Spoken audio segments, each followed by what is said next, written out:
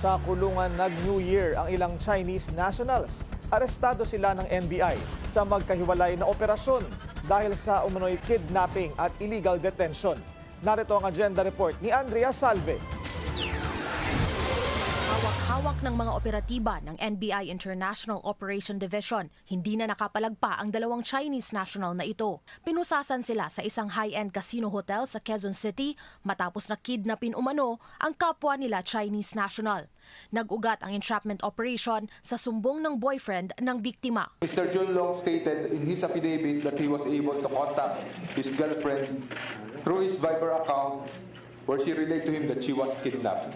The victim was rescued during the operation. Humingi raw ng 500,000 peso ransom ang mga suspect. Kalaunan ay napag-alaman sa investigasyon na nauna na palang puwersa ang biktima na magpadala ng 104,000 Chinese yuan o 832,000 pesos online. Since the closure of the POGOs, this foreign national shifted to other illegal activities such as kidnapping for ransom, illegal drugs, and online scamming. Sinampahan na ang mga suspect ng mga kasong kidnapping and serious illegal detention in relation to the Cybercrime Prevention Act. Patuloy naman ang investigasyon ng mga otoridad sa insidente. Isa namang pinaniniwala ang illegal detention din ang nabuwag ng NBI National Capital Region sa isang village sa Muntinlupa. Kaibigan ng Chinese victim ang nagsumbong sa NBI na persahan umanong pinagtatrabaho bilang encoder sa isang online scamming syndicate ang biktima.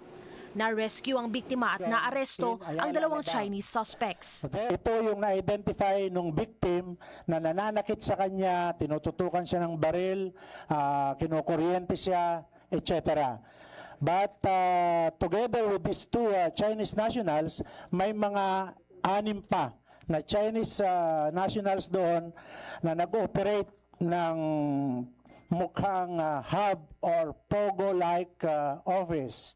Kasama ang 6 na Chinese nationals sa pinusasan din ng NBI dahil sa kabiguan daw na magbigay ng kaukulang immigration documents. Kinumpiska ang computers ng grupo sa bisa rin ng search warrant at ngayon iniimbestigahan na ng mga operatiba.